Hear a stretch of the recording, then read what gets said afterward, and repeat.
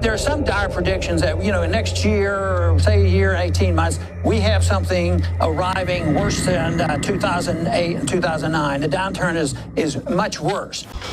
So we've got a bigger crisis than we'll see in our lifetimes coming in the next 3 to 6 years. Again, I agree with Ron Paul. So much has happened so already that there's no way to get around this bubble bursting. We have a bubble in real estate. We have a bubble not only in residential but commercial. We have a bubble in stocks. We have a bubble in bonds. We have bubbles everywhere, and they all popped. There will be a lot of inflation for all prices. At the same time, the economy will be weak. They might call it stagflation. We didn't have a recent depression. It was just a super recession. In the same way with this. They're not going to call it, an inflationary depression, but that's possible. And the worst scenario for that would be things like Zimbabwe and Venezuela.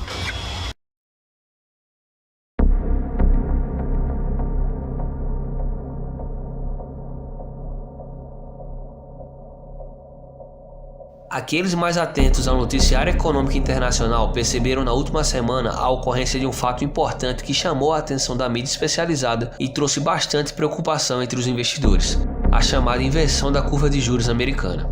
Um fato que não ocorria desde 2007, pouco antes do início da crise que ficou conhecida como a Grande Recessão.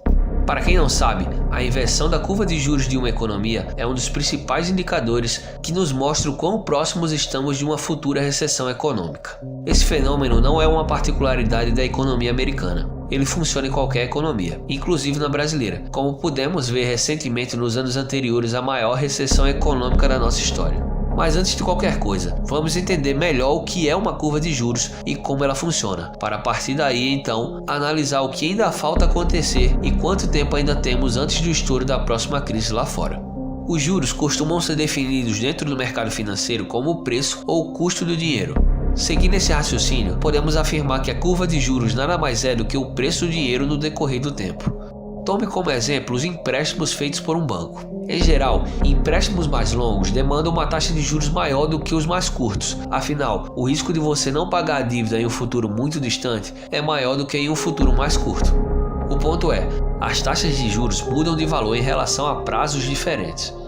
Tendo isso em vista, podemos dizer que a curva de juros reflete o desempenho ou a expectativa da taxa de juros da economia em relação ao tempo. E como a taxa de juros de uma economia é definida pelo Banco Central através da compra e venda de títulos públicos, podemos concluir de uma forma bastante simples que a curva de juros de uma economia reflete basicamente os rendimentos dos títulos públicos emitidos pelo governo de acordo com seus prazos de vencimento. E de acordo com o que foi dito já anteriormente, presume-se que em tempos normais, quanto maior o prazo do título, maior será o seu rendimento. Por esse motivo, em tempos normais, a representação gráfica da curva de juros sempre será uma linha curva ascendente, como podemos ver nessa imagem.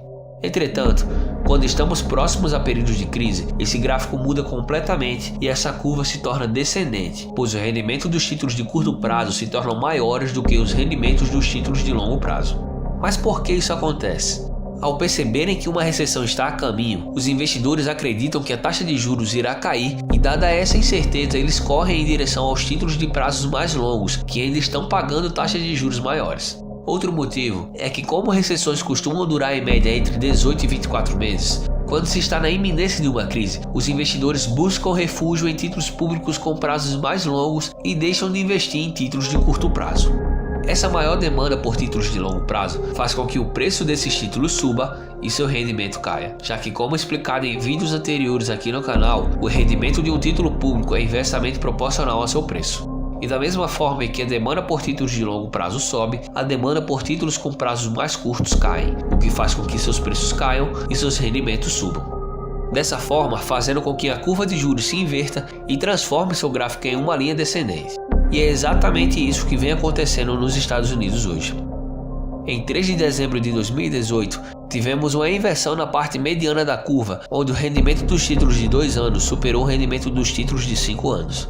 Mais recentemente, no último dia 22 de março de 2019, tivemos uma inversão na parte mais alongada da curva, onde o rendimento dos títulos de 3 meses ultrapassou o rendimento dos títulos de 10 anos, algo que não acontecia desde maio de 2007.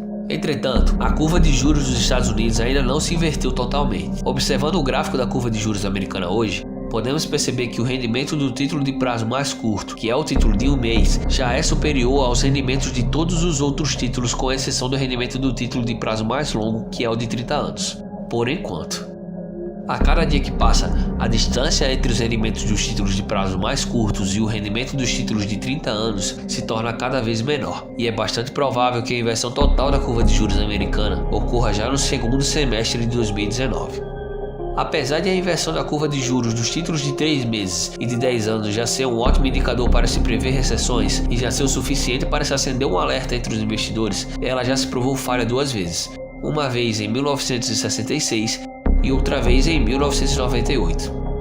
Entretanto, a inversão da curva de juros de 3 meses e 30 anos é o indicador mais consolidado e cuja taxa de acerto é de 100%. Ou seja, sempre que a curva de juros de 3 meses e 30 anos se inverteu, tivemos o início de uma recessão econômica entre 6 e 12 meses depois. Outro fator comum que podemos observar que acontece pouco antes de uma crise e que geralmente ocorre pouco depois de uma inversão completa da curva de juros é a redução da taxa básica de juros pelo Banco Central. Isso ocorre porque o Banco Central costuma utilizar a taxa de juros como ferramenta para acelerar ou desacelerar a economia. E neste caso, na iminência de uma crise e já percebendo os sinais de desaquecimento da economia, o Banco Central reduz a taxa de juros para incentivar o mercado e tentar evitar uma crise. O Federal Reserve, como é mais conhecido o Banco Central americano, tinha a intenção de aumentar a sua taxa de juros para algo entre 3,5% e 4% até 2020, mas teve que mudar de plano já em 2018 devido aos diversos sinais de que a economia americana estava enfraquecendo e parou a sua subida em 2,5%, já afirmando que não pretende mais subir os juros em 2019. Mesmo assim, os indicadores econômicos dos Estados Unidos apenas pioram a cada dia que passa. Para mim parece bastante claro o que está acontecendo aqui, e acredito que para você também. Então, quando você ouvir a notícia de que a curva de juros americana se inverteu completamente, e pouco depois ver nos jornais que o Banco Central americano começou novamente a reduzir a sua taxa de juros, corra para as montanhas, porque estaremos a poucos meses de uma nova crise.